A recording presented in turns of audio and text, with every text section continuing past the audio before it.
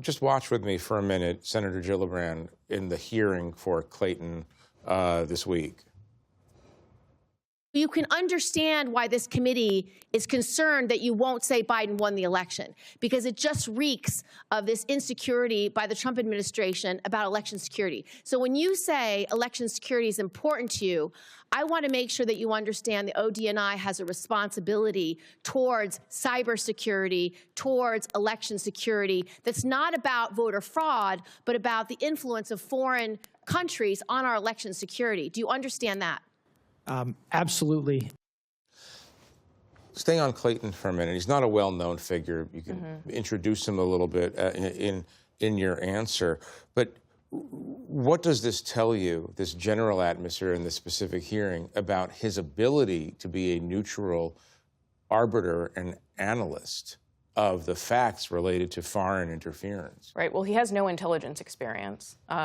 Not that that stops the president from nominating anyone for positions that have no experience for what they ultimately... I have no television experience. Right. So here we I are. know, we can all tell. Yeah, I know. I appreciate that. No, but I think that it doesn't bode well for independence because we have seen that, again, with his answers to the committee, he was not willing to give a direct answer. Also, he was behind the subpoenas of the New York Times reporters. So I think that he is showing that he is willing to do the president's bidding and, you know, they're talking to an audience of one. So, Steve, this is a really fascinating question. Now we're getting into the psychology of this. Let's go to previous presidencies. There are certain issues, let's say, that were no-go issues. If you didn't agree with the president on X, you couldn't work for him. You could not be opposed to the free market and go to work for Ronald Reagan. Yeah.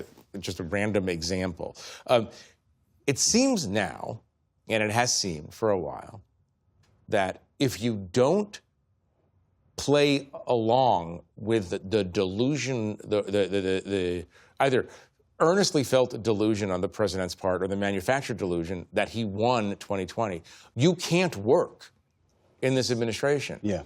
This is what might be called a novel situation in American democracy. I mean, novel is probably the nicest way to put it. Look, I think it's very worrisome. Jay Clayton is somebody who's widely respected among Republicans.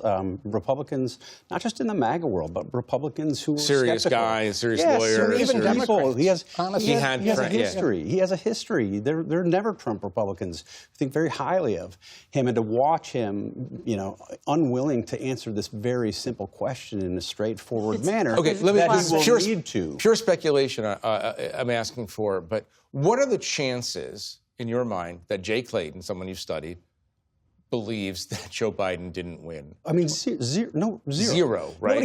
Nobody serious believes that anymore. Look, remember, it's important to remember, the president's own campaign hands didn't believe that he won the 2020 election. They were the ones who were telling him. His White House counsel was telling him. His attorney general was telling him. Nobody serious believes this. And so watch somebody like Jay Clayton, who's going to be taking the position that you mentioned, not being willing to state the obvious, I think is really problematic. It's also the case, we should point out, that in interviews, not just the high level, not just in Senate hearings, but in interviews of low-level employees being hired by the administration, they too are asked, usually as the first question, did Donald Trump win the 2020 election? They have to say yes. Well, that's what I mean. It's become the equivalent in 1942 of saying to somebody who wants to work in the administration, you do support our war effort against Japan and Germany. I mean, it's baseline. And people are being regularly polygraphed. Right. It's an authoritarian test. Well, this is what I wanted to ask, Anne. You go into this because you have broad experience covering elections and threats to democracy in other countries, including other countries that have experienced authoritarianism.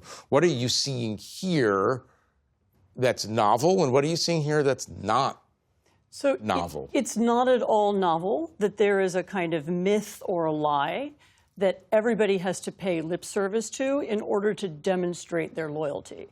So Trump also at some level knows it's a lie, but he's making people go along with the lie because that proves they'll be loyal to him no matter what.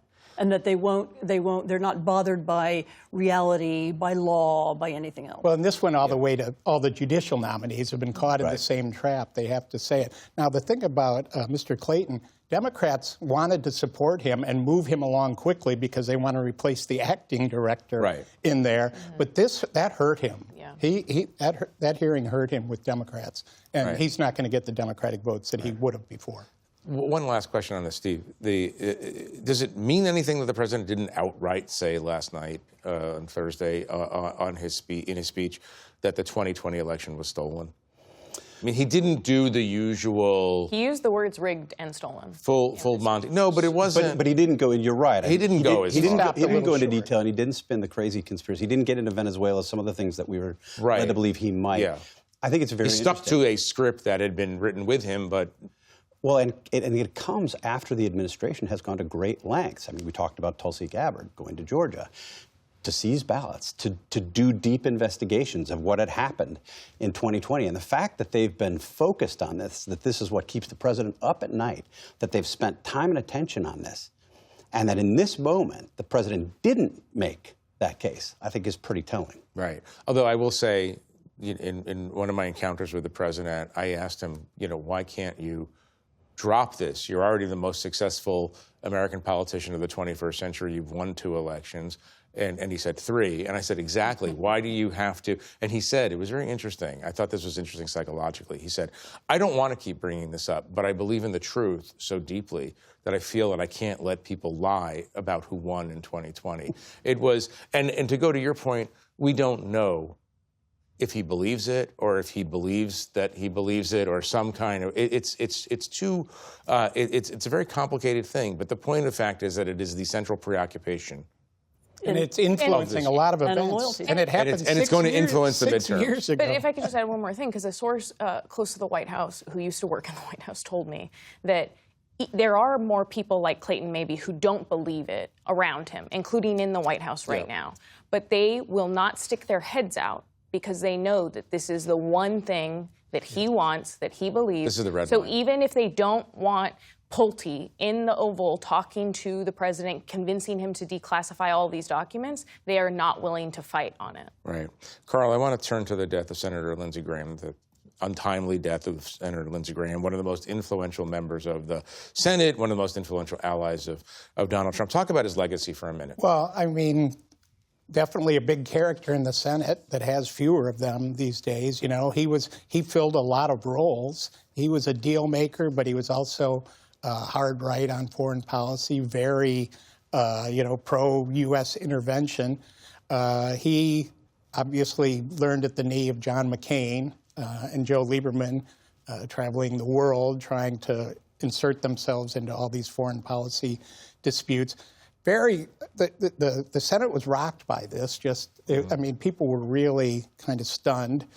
John Thune relied on Lindsey Graham as a conduit to the White House. So, the question about Lindsey Graham is also what happened to Lindsey Graham, right? Someone who had criticized the president so harshly, ran against him, sort of acted like after January 6th that he was going to break with the president and didn't break with him.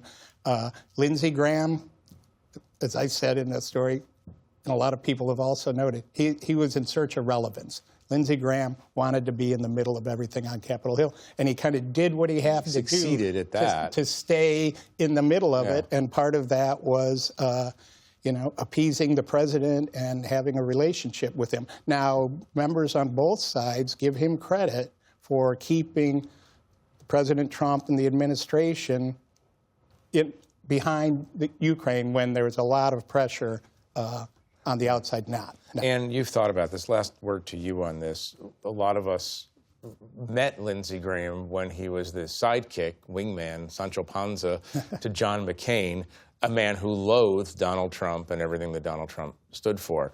You've written a lot about this new age of politics. How do you interpret Lindsey Graham's legacy? I think Lindsey Graham will be remembered for only one thing in the end, and it won't be Ukraine and it won't be Iran. His support for Ukraine. Yes, it won't be about anything to do with foreign policy. It will be his decision to abandon the ideals that he held for so long. He was very loyal to the military. He had an idea of propriety in politics. He had an idea of America playing a role as a leading democracy in the world. He abandoned all of those things in exchange for having power and influence and helping to legitimate Donald Trump. And I really think in the long run of history, that's how he'll be remembered. One last question to you on the Ukraine piece. This is a blow to the Ukraine cause on the Hill. Is that fair to say? It's not clear to me that he made that much difference. You know, he had this sanctions bill. Almost everything in the sanctions bill that would put sanctions on Russia can be done without the bill. So it was more of a symbolic game rather than real influence as far as I could see. Well, Carl, you're definitely right that he was larger than life in a Senate that seems to be getting smaller. Yeah, the characters aren't Smaller. quite there the way they used to be. No. And, you know, and he was actually, love him or hate him, he was a very funny person, right? And there was a lot of humor with him. And now his sister is serving in his stead, and we'll see what happens there. Right. We are going to have to leave it there.